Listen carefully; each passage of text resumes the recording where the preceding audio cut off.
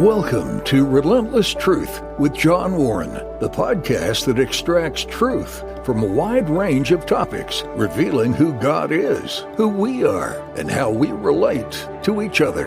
Now, here's John with this week's powerful and practical insights.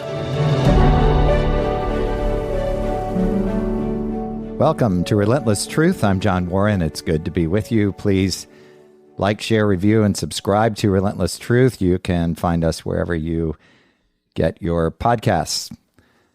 Please also go to our website for more information, johnwarrenmedia.com. Feel free to send along an email to john@johnwarrenmedia.com. Well, today is a very special episode of Relentless Truth. We are in the middle of a series that I don't typically do on the book of Romans, Paul's epistle to the church at Rome.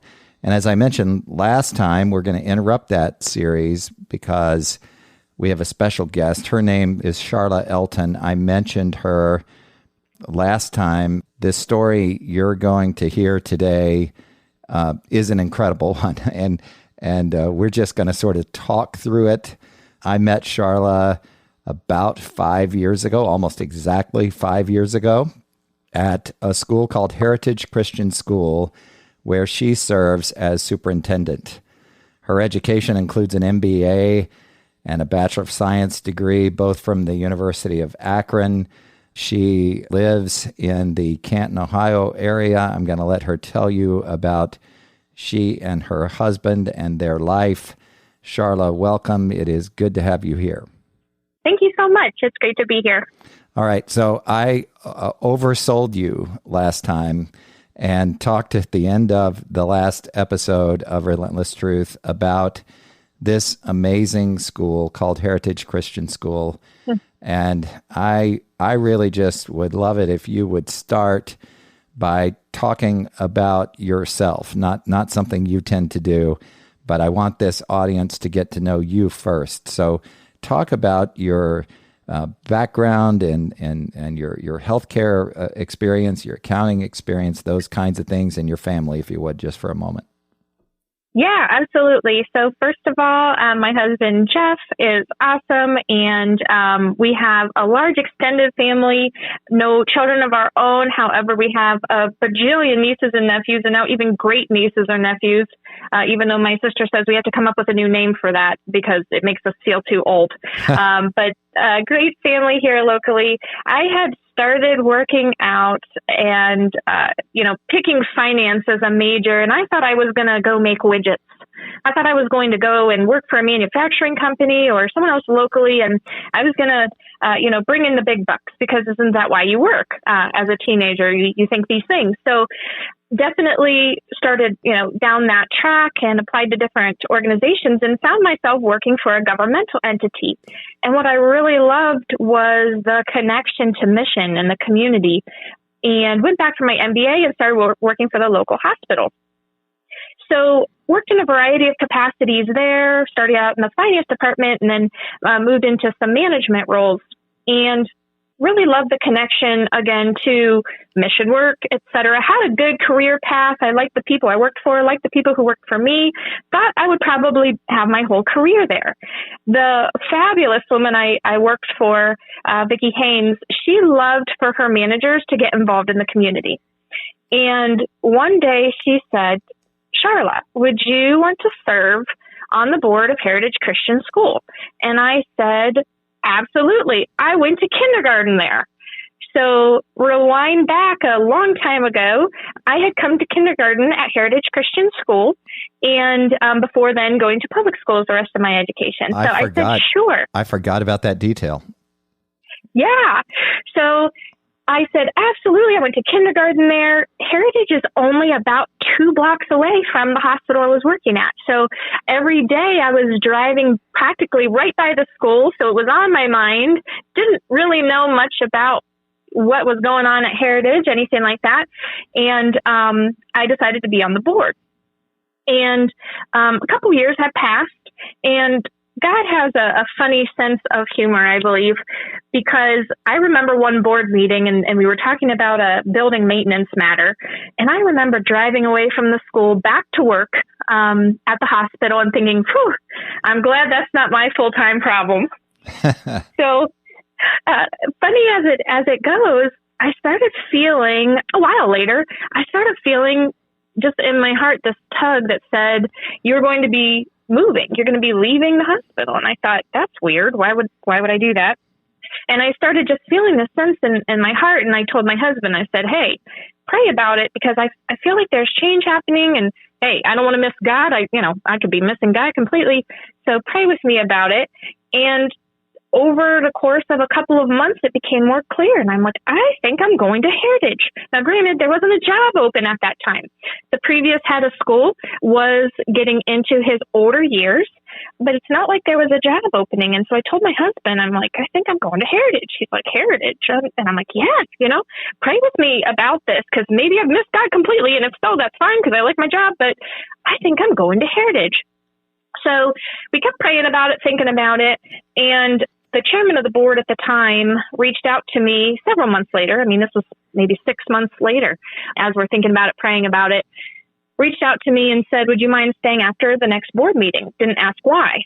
And I didn't ask why. And I said, sure.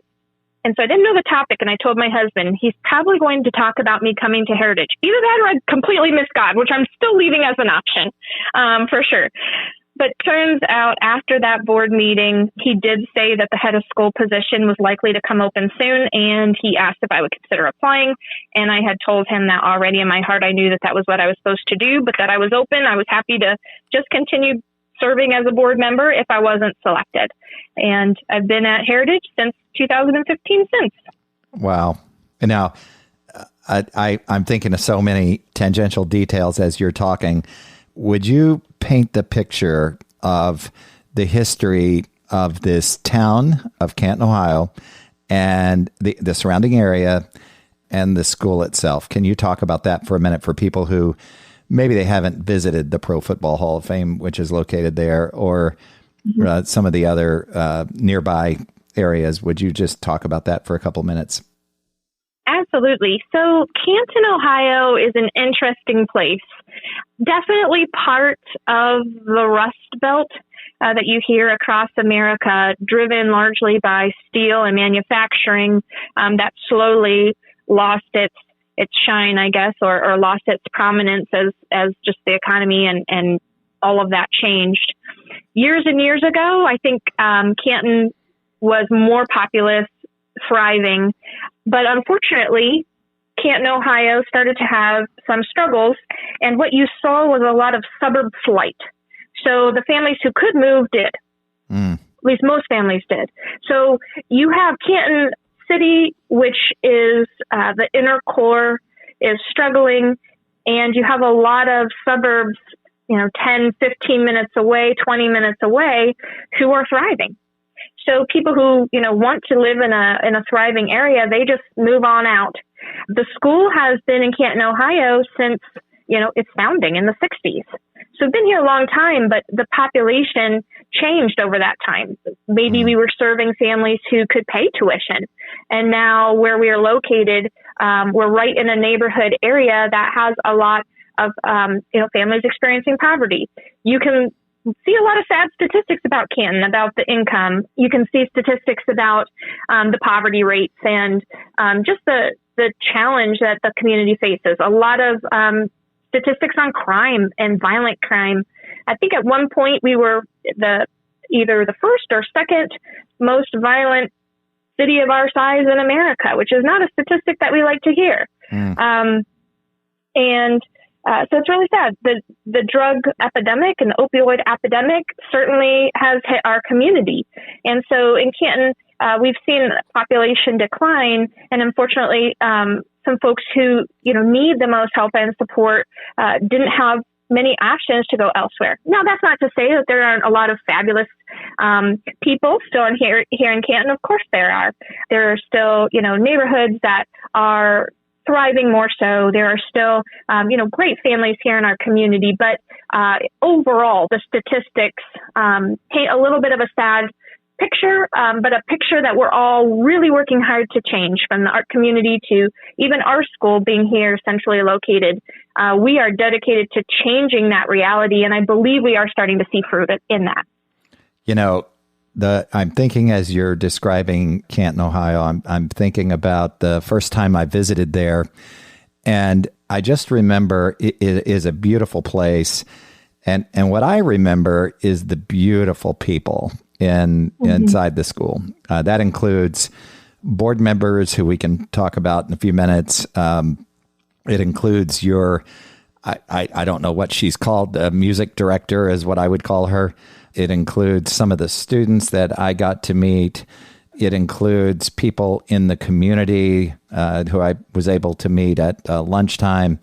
And I got just such a good, I visit hundreds of schools, and I get to see all kinds of people, all kinds of settings. But I just remember that experience was just beautiful and incredibly sad at the same time. I didn't know about the opioid / drug problem in that area. I had heard that all of Ohio has been hit hard by this, but it was rather obvious. And I'll tell you what jumped out at me was some of the billboards directing people to get help by calling an 800 number. There seemed to be quite a public campaign in that regard. And the other thing that stands out, and I don't want to spend too much time on this, but a guy named Todd, who we can talk about in a couple minutes, took me on a little ride around town, which was very helpful. And we drove past a factory that just went on forever. If I remember correctly, and correct all this if I get it wrong, but I think they make ball bearings or something. They started out making them for the automobile industry, and maybe they still do that at some level, but we drove for what felt like miles, and this building was on the left side of the car. I remember this, driving down the road, and it just went on forever.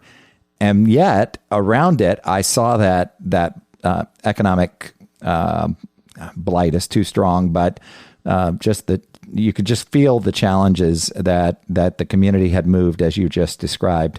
So I wonder if you could just talk about that issue just a little further. The economically, what's the biggest city nearby? Just to kind of paint the picture a little further for our folks who are listening. Sure, absolutely. So Jackson Township is north of us. North Canton is north of us. And then even a little bit further north would be Akron, which might have some similar challenges. And then you get into farm country. So to the east and west, you've got cows and cattle. So it's a really interesting place where you have, kind of the Canton city center as what you might think of an urban city center area. And then you've got the suburbs kind of with the big malls and the nice, plenty of places to eat and shop. I mean, I think our restaurant per capita is through the roof. North of us, if you just go north, 5-10 miles, you can be in a whole different location, or you go east or west 5 or 10 miles and you could be with the cows. So it is really interesting, that reality of kind of these pockets of need and these pockets of communities with their own distinct cultures, their own distinct personalities. And we have the great joy of really serving all of these pockets of the entire county. So we're here in Canton. Most of our students do come from the Canton area, but we have also students from some of those suburb areas and some of the farm areas. And so what I love about our school is the beautiful diversity that we have. We are actually more represented than the Stark County at large in terms of minority populations, English language learners. Now we've got about 15% of our students are Hispanic or Latino, and many language learners. And so it's really awesome to see, you have children who've lived on a farm, and you have children who have never been to a farm, and you have children who, it's just really, really awesome that we can all be together in this school, in this really safe place, learning about God and coming together in a way that I think we're only going to see in heaven. Now, that was so well said. And the the building itself, I got to talk about that for a second. It reminds me of my middle school building 100 years ago. And it's the old, and if I remember correctly, it has 3 floors and a basement. Is that right? Yes, it's the old Lincoln High School. It's built in the 20s. Rumor has it was maybe a middle school at one point, then became a high school. We do use all 4 floors. We're not at full capacity on every single floor. We've got some room for growth, which is great because we've been growing. But yeah, I have a mostly love, but a little bit of a love-hate relationship with our building, just because as I'll go through as part of our story, there's a lot of deferred maintenance that happens. So now we're playing catch up. So, I am very, very close with our plumbers and our electricians and all of the great people who help us to keep this building and now improving it. It's so exciting whenever we accomplish a project like we are right now of renovating bathrooms. It's a little bit frustrating whenever you are working with a 100-year-old building and, you need to do plaster work. It's just not fun. Well, and just for the listeners, if you go to heritagechristianschool.org, you'll see, I think the first picture that pops up is a little bit of a picture of a part of the building. And many of you who are older will relate to having gone to school in a setting like that. So, but just to segue to talking about the school, Heritage Christian School was actually formed in the 60s, if I remember. Is that true? That's right. Yeah, 68. And it's a nonprofit. And I remember there's a juxtaposition, and I want to be fair to the people in that community because I met nothing but very kind people through the entire visit. But the warmth inside the school, so it's kind of funny. It's an interesting. I would call it an area in transition, and that probably happened because of the loss of all those jobs years ago from factories and the like. You mentioned that early in the introduction, and I felt really safe there, and it's a beautiful place. The weather's awesome. You have great Midwestern values, and a guy from Florida just loves all of that, and the just the genuine warmth of the people. If I remember correctly, there's an airport is it in Akron? Akron, Canton, right close. Yep, very few gates, nice people. You park right there. It's just really kind of cool. And I remember pulling up to the school. And you have a locked doors and a security person, and they took I think you and I kind of had a laugh over this. They took my driver's license, and I just got the sense that, wow, this is a really secure, safe environment. And I'm sure you have some other security measures, but the warmth in the school, the sense of mission, all of those things. I'm wondering if you could just paint the picture for this audience, because I want to talk about where you are currently in a few minutes, but describe, if you would, your board, you've got some key people. Don't want to leave anybody out if we start naming names, but your students have just, the list of accomplishments is incredible. And I'll just make one more comment, clumsily perhaps, about the building. For anyone who has seen the movie Hoosier, your gym, you have a gym in the basement that looks exactly like one of those old Indiana, Ohio gyms, and because it is. And I was also surprised to learn that, if I remember correctly, you provide 2 or 3 meals a day for your students as well. So just talk about the school a little bit. I would love for this audience to know more about it. Sure. Yes, we provide free breakfast and free lunch to our students every day. We do participate in the federal meal programs, and we are able to do that for our students, which I think is really an awesome thing to make sure that students aren't complaining that their bellies are hungry when they're trying to learn. And our building, like you say, yes, if you want that vintage experience, you can come and see the vintage experience. But we have worked hard to make sure it is updated for, the century and the decade that we're living now. Plenty of technology. Sometimes I do hate those wires running across the wall, but, updated for the modern educational environment. So it's kind of it's a paradox in many ways of being an old building, but yet updated for today. And what I hope really sticks out to people and what I really want people to feel in our building. And I'm so encouraged when people, point this out to us without me, asking them, is we want them to feel welcome and loved. So yes, we have good security. Thankfully, our campus is secure, in contrast to some of the local community statistics. I'm thankful that, really security is pretty boring around here in terms of our facility. We work to make sure that it stays that way. But yeah, we really want people to know that they're loved, that they are welcomed. We are Christians trying our very best to love others like Christ loved. And we know that perfection is not something we've attained. And so we know that our families are not going to be arriving as examples of perfection either. And our goal is to walk together with them. So really taking people where they are, taking children where they are, and all of us growing to the next level, and so excited about what the plans that God has for us. That's really our goal. It's a comprehensive view. So yes, we are happy to feed you food. We are happy to work with a family. Our staff has helped families move. Our amazing board has a real on the boots approach to the big questions, which is awesome.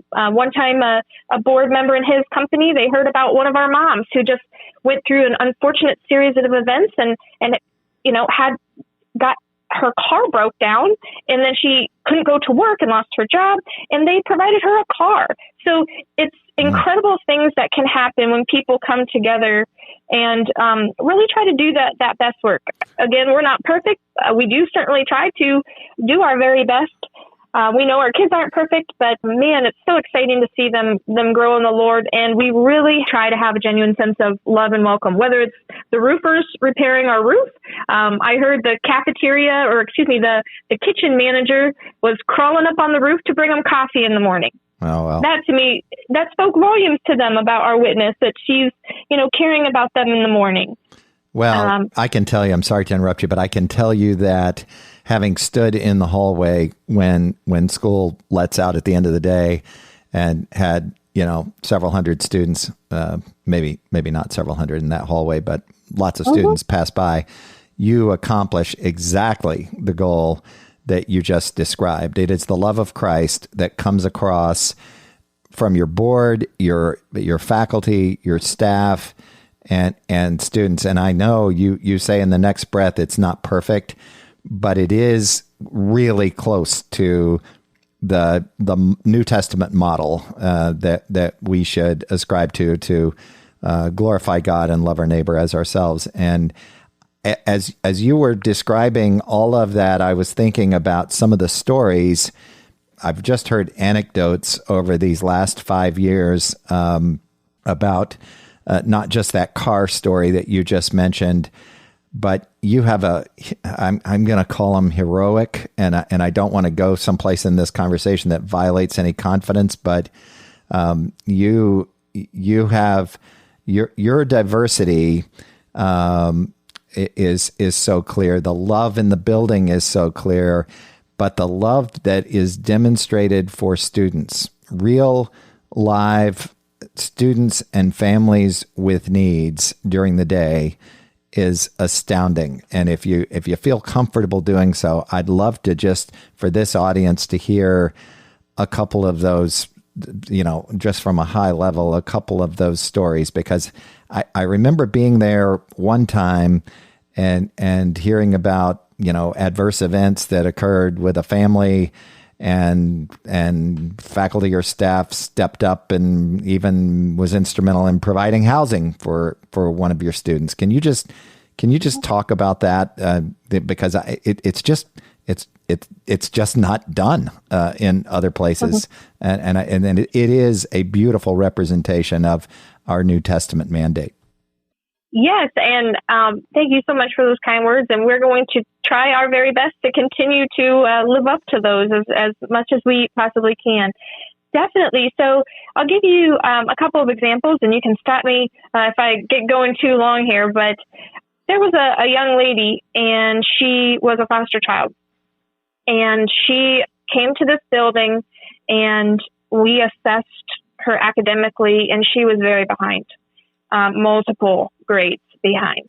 The principal would say that she would not even look at her. She looked at the wall during the entire principal interview, which is a concern because obviously then you're wondering, how is this child going to come into our school and succeed? If at the high school level, when we had our high school, if she's really far behind and might not be able to open up. And the principal at the time was moved with compassion to enroll this student despite those big concerns.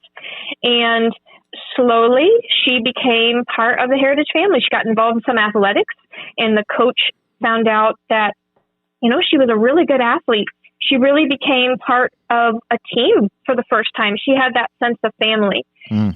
We had an issue where the county in which she was in the foster care system was changing. And all of a sudden, she was not going to be able to stay at Heritage. We put the word out to all of our families. Is anyone by chance registered in a different county to be a foster parent? Lo and behold, one of our preschool parents was registered in that county and agreed to take her as a foster placement, which that alone is a miracle. So she was able to stay at Heritage another year. But then she was a little bit older, and she decided she was over the foster care system. She had been a part of it her whole life and was just over it. And she emancipated herself from the foster care system, which left her homeless and an adult. She didn't have anywhere to go, and we knew that she still needed a family. And our business manager at the time and who was married to another teacher and their chaplain here at the school, they went through the process and accepted her into their home. And they finished raising her for the last year or 2 years of her schooling and of her life. And so she wasn't familyless. She can continue at Heritage. So she became the first person in her family to ever graduate high school. That's awesome. She had a sister also in the foster care system who didn't have as good of outcomes as that. And unfortunately, we never want that to happen, but we also think that it speaks to the value of the experience she was able to get here, what we were able to do. We had another young man, and this is interesting because he's a twin. So it's almost like a case study of two boys, and found himself homeless and was going to have to move in with relatives in another area and really wanted to stay at Heritage. And in his last years, ended up living with a board member who was able to take him in. And he ended up, a friend actually tricked him into going to the golf tryouts here at Heritage. And Mr. Bensel, as you mentioned, has a funny story about that. He just thought he was coming to tryouts, and this kid didn't even know what he was signing up for and was too bashful to tell him that he actually wasn't there to try out for the golf. And ironically ended up going to a Christian college on a golf scholarship. He graduated with a business degree and is heading to Texas right now after his college to take a nice job with a CPA firm. Wow. So, and I don't know exactly what his twin brother is doing, but the differences are stark there on their experiences. So, and those are kind of the big stories, but we've got little stories every day. I was just looking at one of our students, and when she was in preschool, I had conversations with mom and dad about, I'm not sure she's going to make it. Her behavior was really tough, was really challenging. And mom and dad said, what do we do? We're trying to do everything. I said, let's just keep doing it. Let's just keep getting the counseling, doing all the things we need to do. And here, I was just thinking of that because 3 years later, not a single problem with that child, never in trouble, never a problem. And there are just so many cases like that. We could go through story after story after story. I could tell you of the children who have changed in little ways and big ways, families who have changed, families who have come here crying. One family told our preschool director, she came in and she was very upset. She needed money for something. I forget what had happened to her. And I think the preschool director just had $10 on her and handed it to her. Maybe it was $20. And to her, she said, I went to a local church and I asked them for help. And this is no shame to local churches because I'm sure they get hit up all the time and they don't know families. Yep. But she said the mom said, they couldn't help me. They wouldn't help me. And she said, I was so upset about that. And she's not a believer, maybe just a baby believer, but she just felt so rejected that in her time of need. And just that simple $10 or $20 from our preschool director who cried with her and prayed with her and gave her $10 or $20, that was the witness that she needed in that tough season. And so, like I say, I could go on about, I'm a little bit biased because I think our babies are the best. I don't think you are biased. I think you just tell the story well, and you could go on, couldn't you? I mean, we could literally talk the rest of the day about those stories, and you've been there for enough of them that we could fill hours talking about families and children, couldn't we? Yes.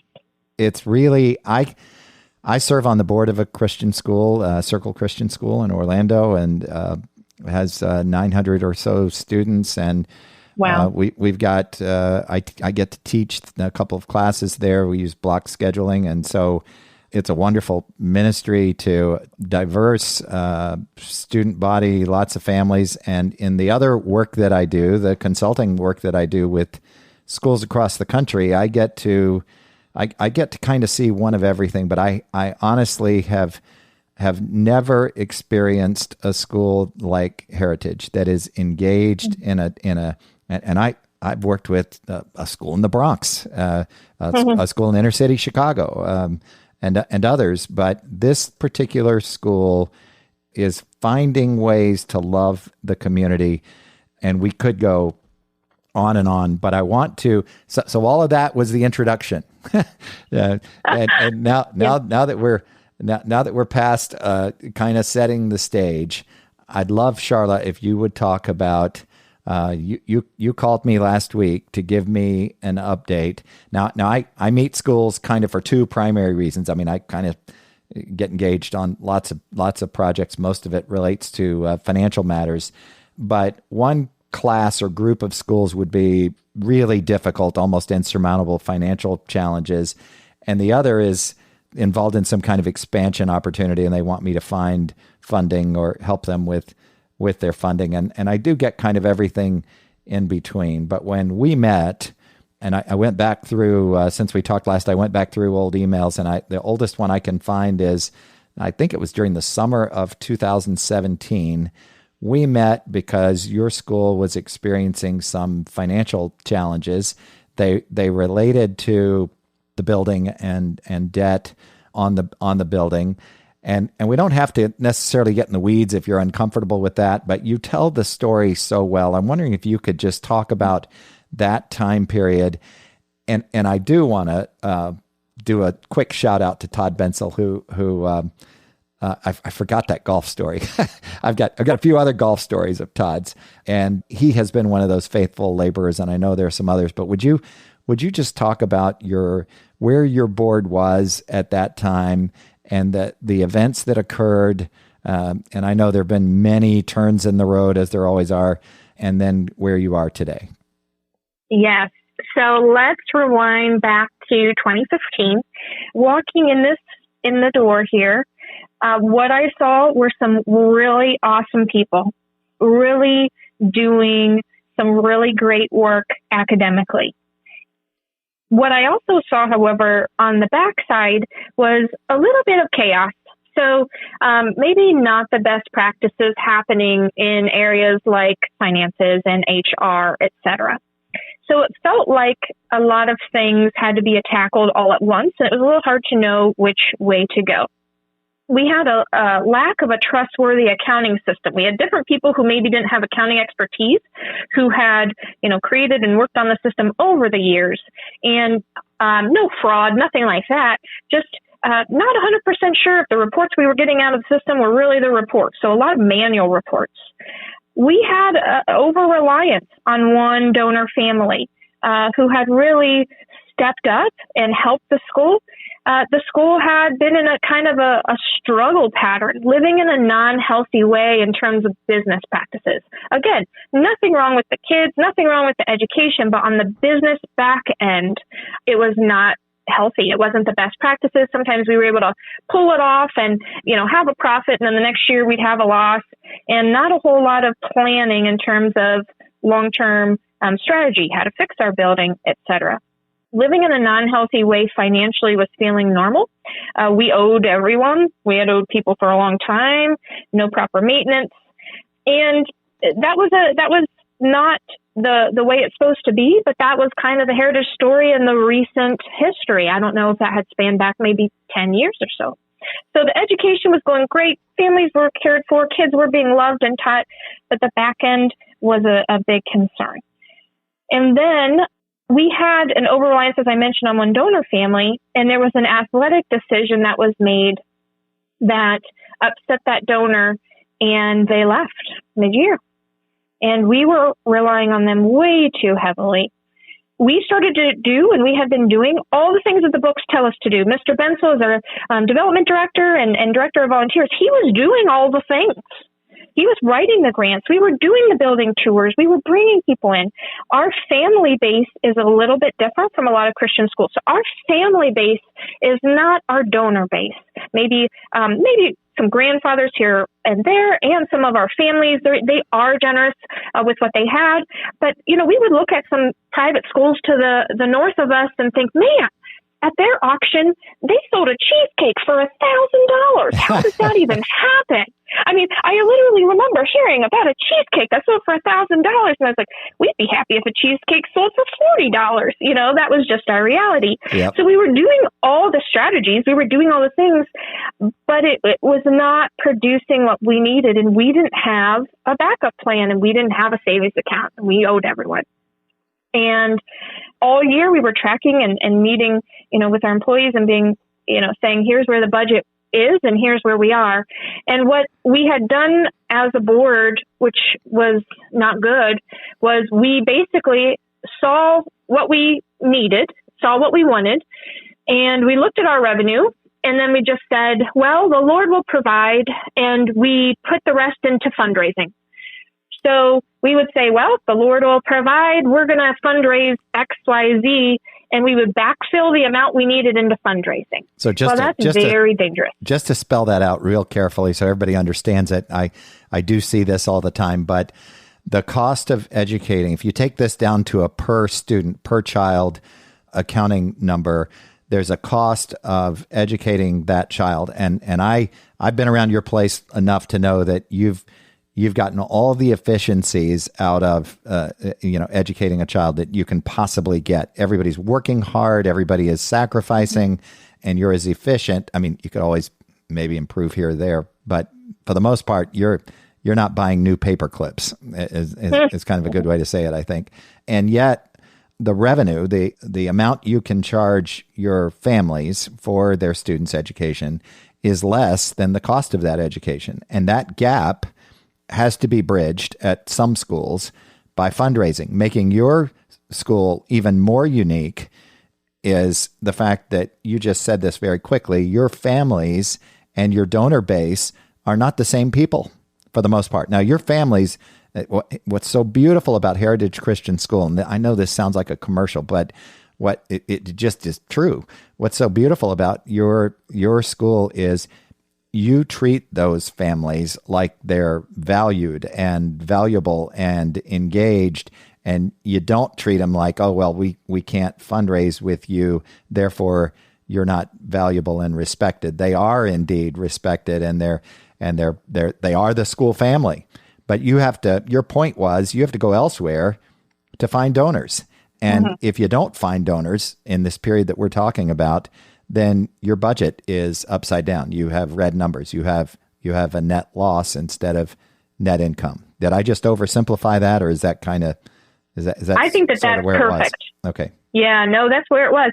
And to complicate it further, it's an awesome opportunity in Ohio that we have scholarships, and nearly all of our children attend using scholarships, so the parents don't have to pay tuition, which is fantastic. That allows us to reduce, those financial barriers.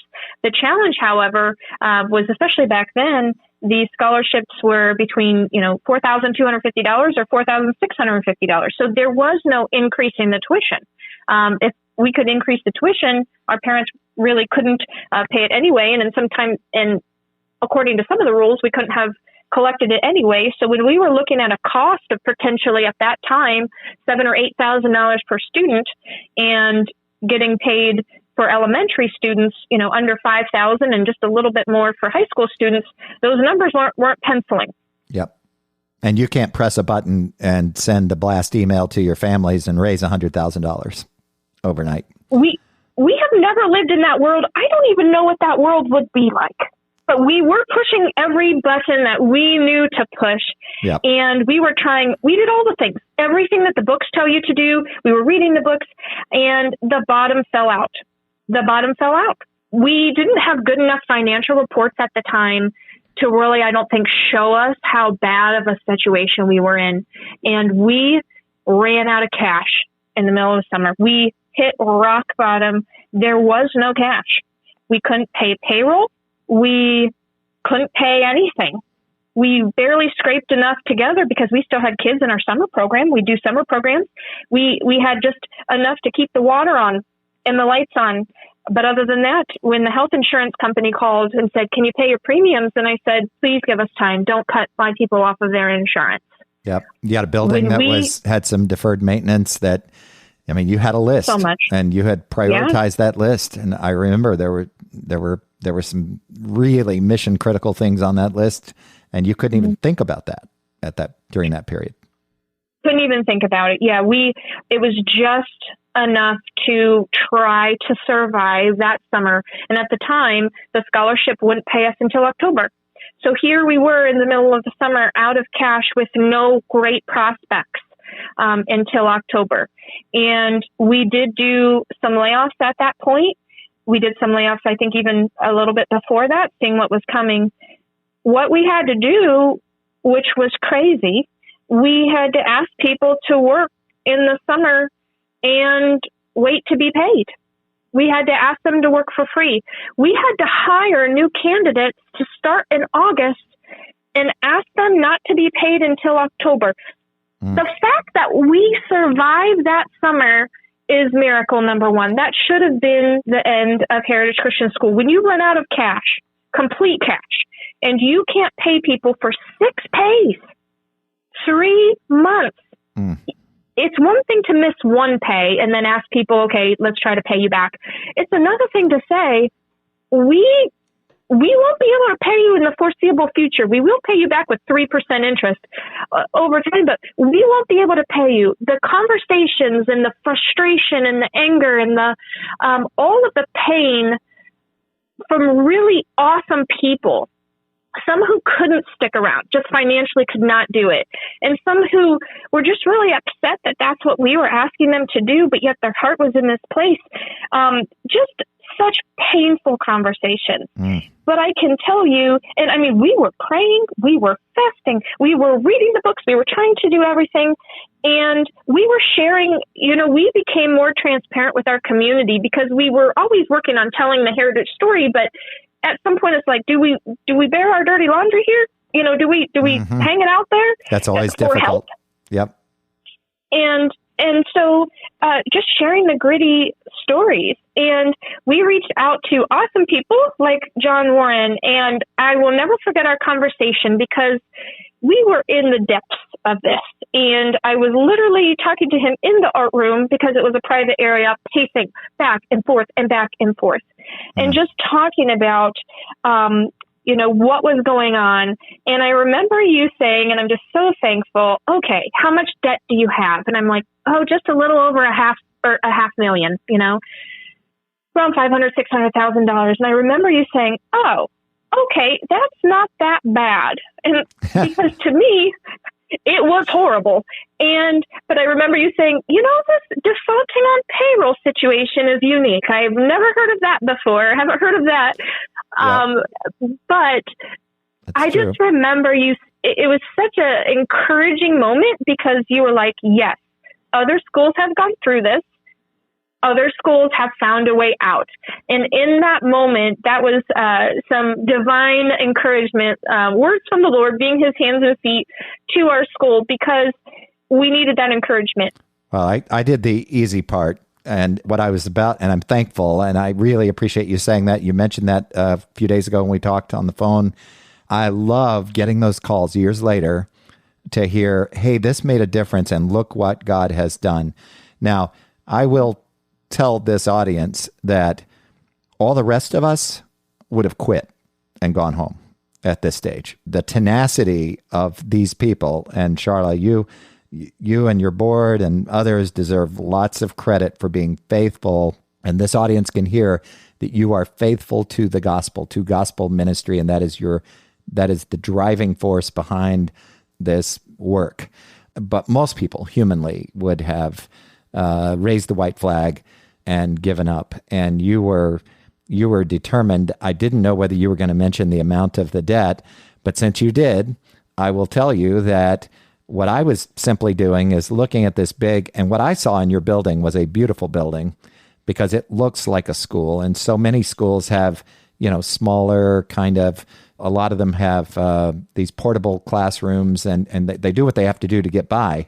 But in your case, you have what looks like on the surface, at least, to a stranger walking up that big stairway in front, a gorgeous school building. And I still say that about that building. Mm-hmm. Now it does have lots of, it's 100 years old, has all that deferred maintenance, and we could make a list of those things. Some of those things probably still aren't perfectly attended to, but I just remember thinking a lot of boards of directors, when they get to that stage, have layered on so much debt, and I really hadn't seen the missed payroll. I've seen some of that, but not to the extent that you did, and you just wouldn't quit.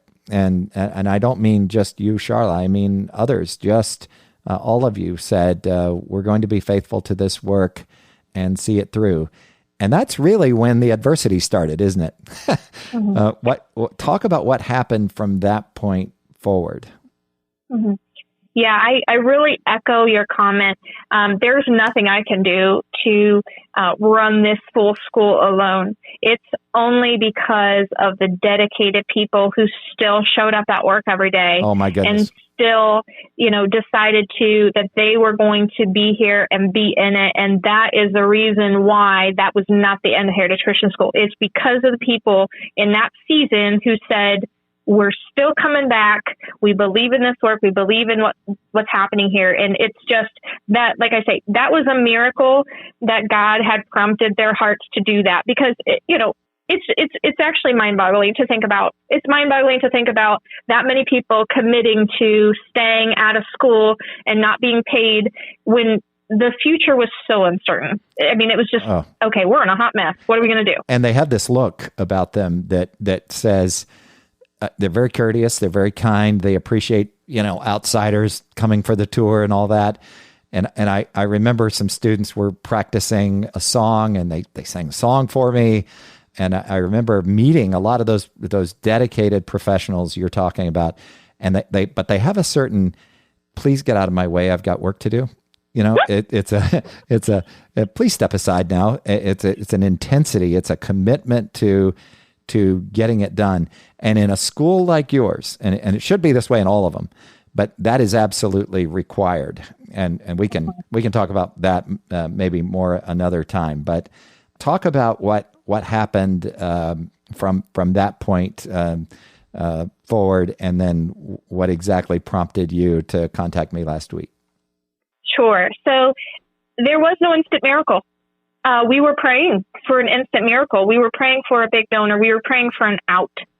And there was no instant miracle, and that was painful. And I remember being in my car driving home and crying out to God and just saying, why? We're doing the things. We know this is your work. We know this is your mission. Why is it so hard? Why isn't it working? And I don't say this lightly in any way. It wasn't a booming voice that you hear in your ears. I feel like God spoke instruction, and it was actually a correction. And he said two things. He says, you've gone out in front of me, meaning Heritage in general. You've gone out in front of me and then demanded I provide by faith. We had made a practice of saying, okay, we're going to do this, and sure, God will provide. and without seeking him first.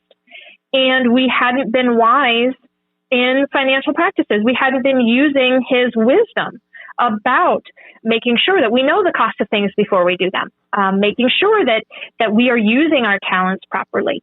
And, it really was around the borrowing and the just, trying to steal from Peter to pay Paul, etc. And that was a firm moment where we drew the line in the sand. The board, was committed and on board to those two things as well, that we are no longer going to go in front of God, that instead we're going to wait till he provides and then we will move. And we're going to do things the right way. And what that actually meant was we had to do massive cuts. And let me tell you, I thought we were as low as we could go at this point. I didn't think we could cut any deeper. Yep. I mean, I thought that we were already beyond below the bone. And whenever I remember the board asked me to make cuts, and we're talking hundreds of thousands of dollars of cuts, and I don't even know where any of it's coming from. And I had come back with cuts, and I had found them, and they said, okay, now double it, because that's what it's going to take to live within our means. And that's what we're called to do. We have to live within our means, our real means. Not what we hope our means are, but what our means are. And man, that was painful. Those cuts, letting go of some of those amazing people was tough. And making some of those changes was very tough. A lot of really grueling times. But I can tell you, little by little, month by month, God sustained us. You had said before that so many boards choose I'm going to mess it up now. They choose chronic pain over acute pain, basically. Exactly. If I haven't heard that in my head a million times throughout this process, and I thought, nope, make the cuts that need to be made. Save the patient. Don't keep limping along, treating this little thing and this little thing. Instead, save the patient, make the big cuts that you need to do, just get it done with. And we did. And unfortunately, we did have to cut. It's very hard to do, though. Yes, and we did have to, at that time, cut our middle school and high school. Now, we've since grown back year by year, 6, 7, and 8. But slowly, our operational profitability improved. We paid off our bills. We paid off all the bills, with the exception of one. We paid off our past employees. We started turning our losses into annual profits, and God was so faithful. The big money that we had been waiting to roll in, that magic check, didn't come. But what did come was a lot of faithful people giving and sustaining the whole way through in that growing. And it was working. But we had one last remaining issue, and that was our mortgage. We had a mortgage and a line of credit with a traditional bank. And throughout this process of running dry on cash, we were talking to our banking manager. We had offered some buyouts, just some cash buyouts. Can you, reduce the amount that we owe and take a lower amount? Maybe we can scrape it together through some generous, individuals who maybe would want to buy the note, et cetera. We were working for several years, and we finally were at the place where we had gotten other things cleaned up. We had told them we're not going to pay our mortgage until we get our employees paid back. We feel like they need paid back first.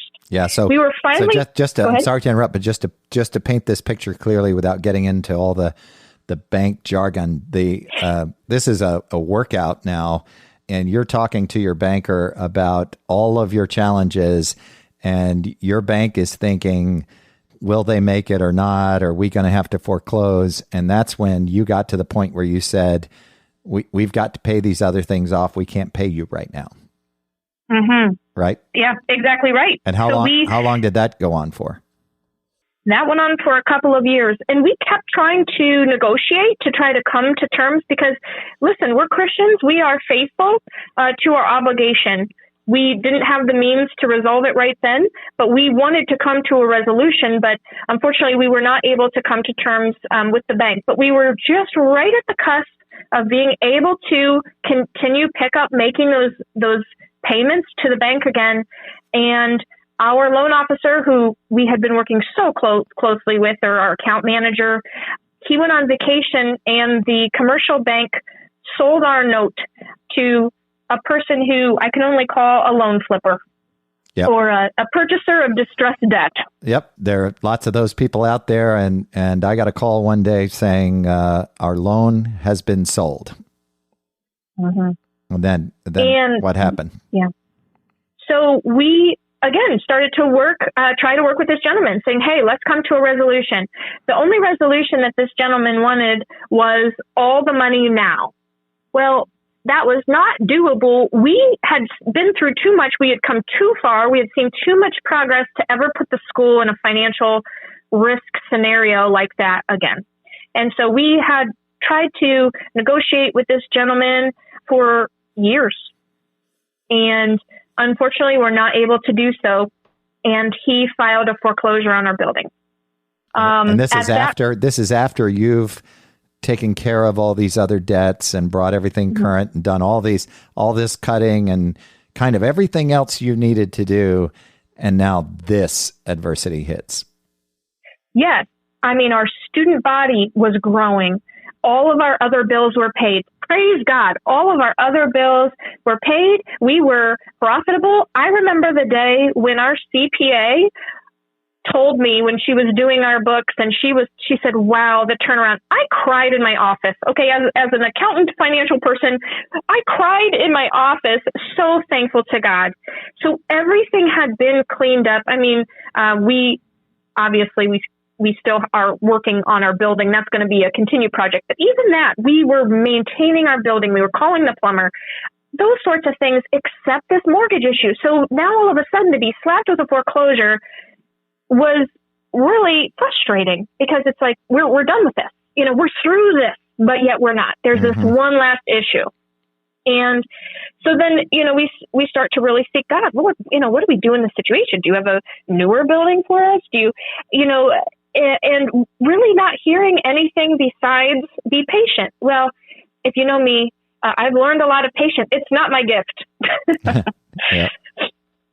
So what we did then, we turned around and filed a restructuring bankruptcy. And the funny thing is, we really only had that loan to restructure.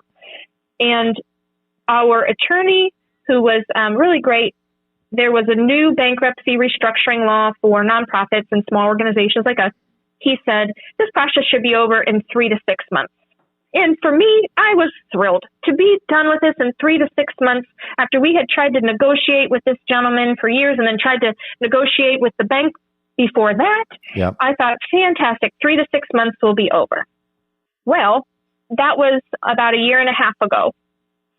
And we could not come to terms with this gentleman. He didn't understand necessarily the legal protection that we had. Again, wanting that cash now. Again, us saying that that's not feasible for the school to, just come up with a ton of cash. And he said, well, go to your alumni, and trying to explain to him who we are and inviting him to our campus, come see firsthand. And it was a very frustrating process for a year and a half to go back and forth. And I'll be honest, at times it felt like there was no progress.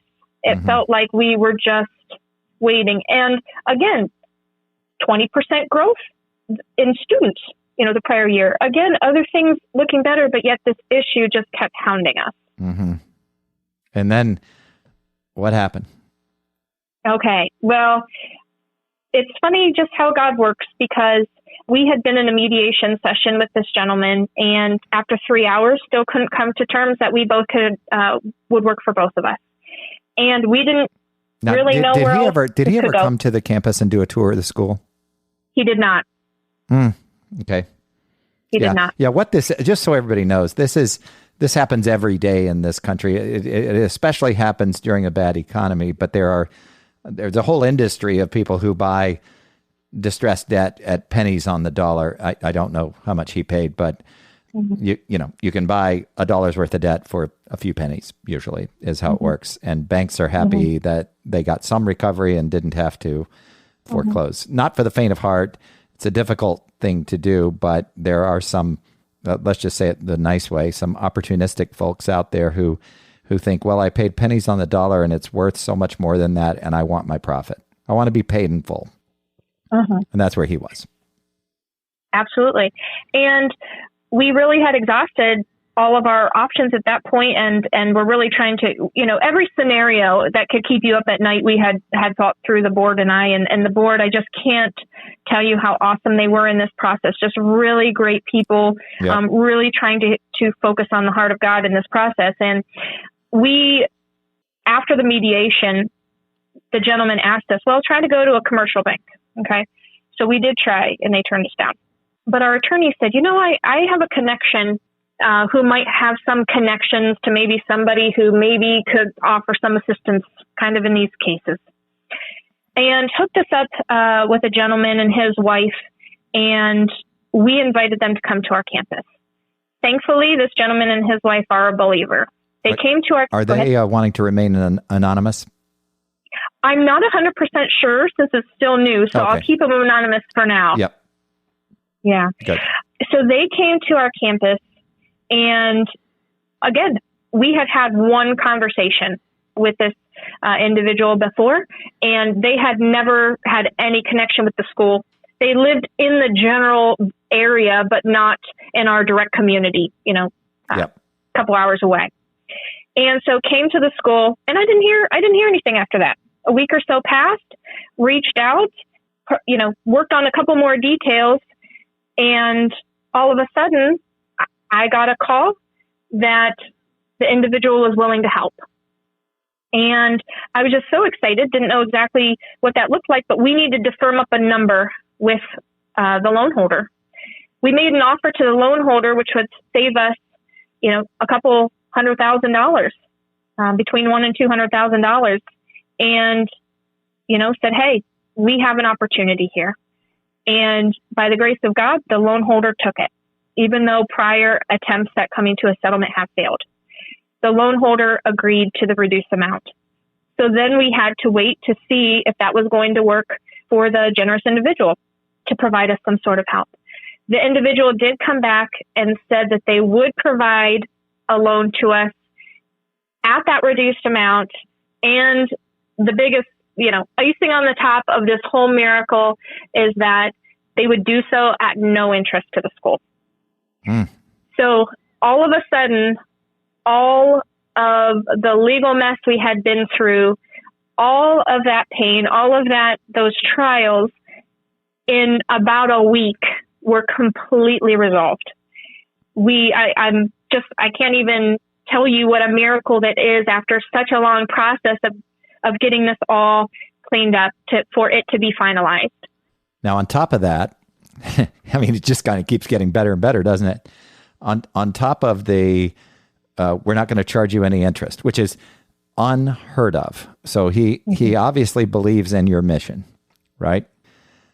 Yes, he had told me he just wants to see kids saved, and I said, deal, absolutely, yes, that's what we're committed to as well, and just so excited. And so now to be looking at a prospect of this, debt being manageable for our school, to have our timeline of repaying this debt shortened, cut in half, and then to not have to pay interest on it.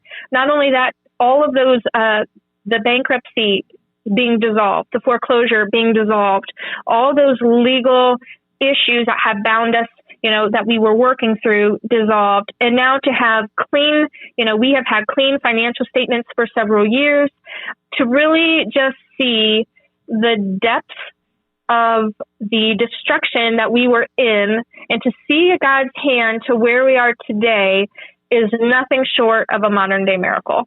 And this individual set a payment amount that works for you, all things continuing to be equal. And absolutely, and you've got to pay the debt back, but there's no interest clock running. And right. And how long will it take you at the rate that he agreed to accept, making those monthly payments? How long will it take you before you are entirely debt free? It'll be under 10 years. Wow. Now, you didn't mention COVID-19. Oh, yes. In the middle of all of that.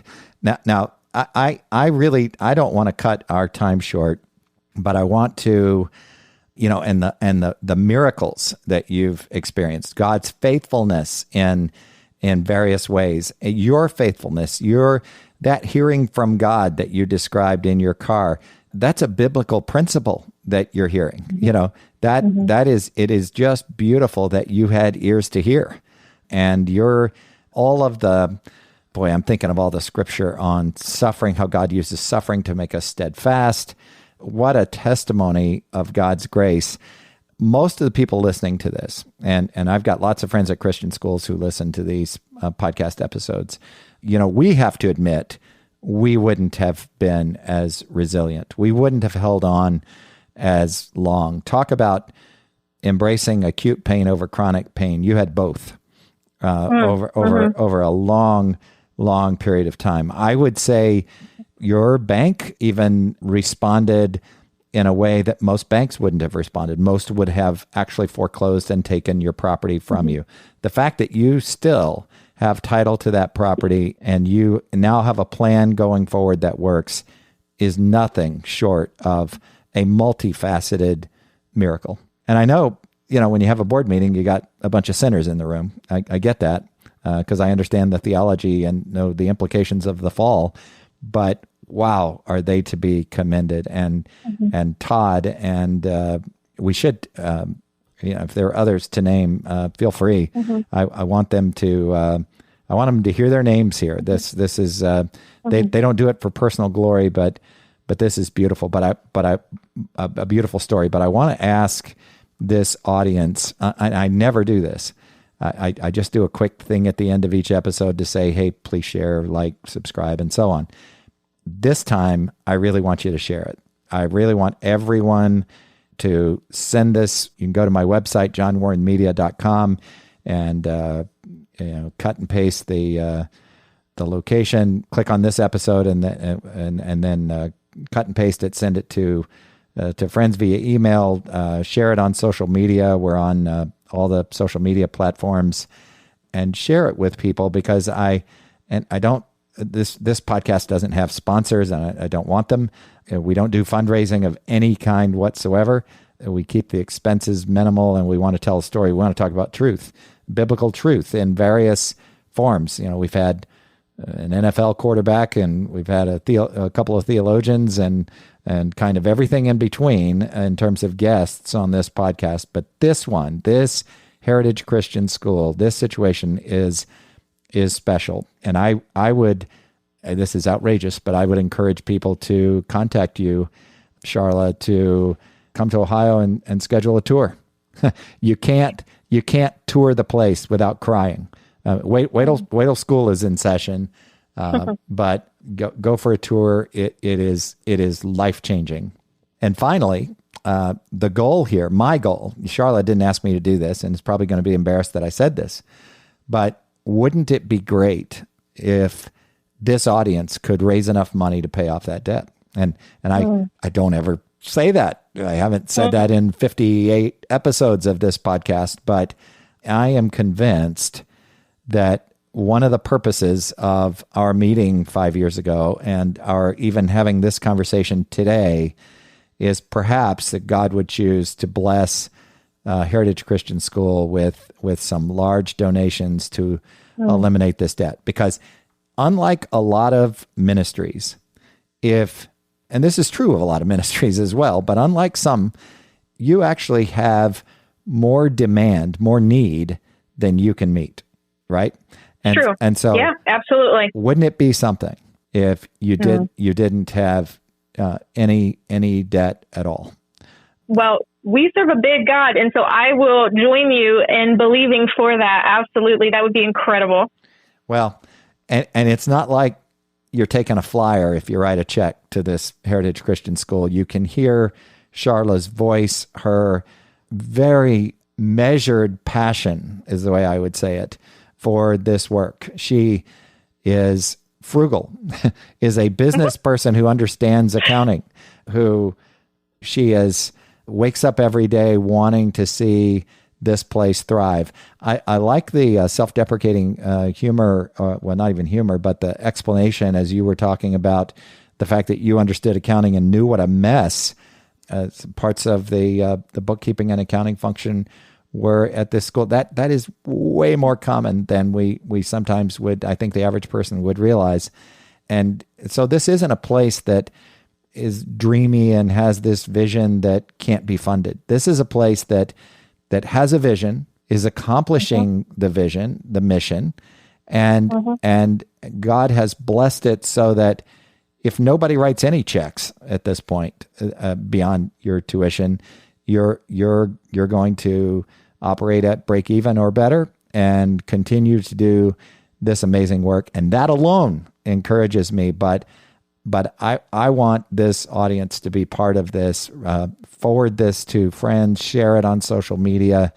I'm going to ask my producer to share this, his productions, to share this with their contacts and ministries around the country. I'm going to ask my marketing firm to share it as well, and I'm going to do some email blasts.